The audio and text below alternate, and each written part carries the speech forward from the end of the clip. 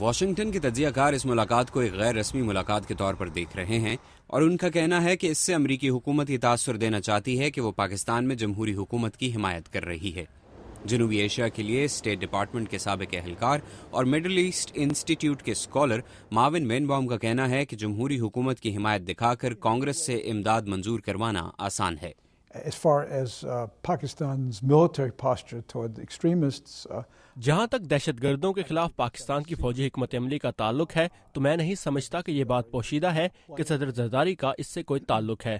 ان کا تعلق نہیں تھا جب انہوں نے عہدہ سنبھالا اور آج اس سے بھی کم ہے۔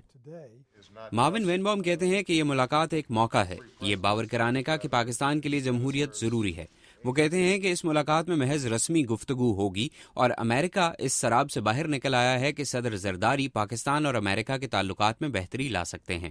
but those who understand the relationship will appreciate the fact that مگر وہ جو امریکہ اور پاکستان کے تعلقات کو سمجھتے ہیں اس امر کو سراہیں گے کہ جب ایک اہم اتحادی ملک کا صدر آتا ہے تو آپ اس کے دفتر کے احترام کی خاطر تمام سفارتی فرائض پورے کرتے ہیں۔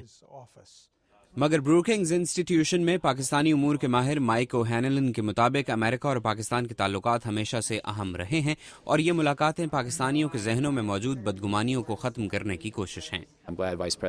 مجھے خوشی ہے کہ امریکی نائب صدر جوزف بائیڈن نے پاکستان کا دورہ کیا اور دونوں ممالک کے درمیان باہمی امور پر گفت و شنید ہوئی۔ اکتوبر میں پاکستانی عہدیداران کے امریکیوں سے مذاکرات ہوئے تھے جس میں اس وقت افغانستان اور پاکستان کے لیے امریکہ کے خصوصی مندوب رچرڈ ہولبروک بھی شامل تھے۔ میرے نزدیک مذاکرات کا یہ سلسلہ کارآمد ہے اور جاری رہنا چاہیے، مگر دونوں ممالک کو دیگر بڑے امکانات پر بھی غور کرنا چاہیے۔ یہ بڑے امکانات کچھ لے کچھ دے کی شکل میں اسٹریٹجک مذاکرات کا حصہ ہو سکتے ہیں۔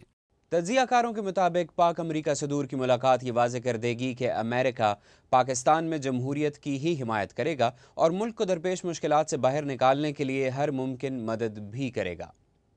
محمد عاطف، اردو VOA، واشنگٹن۔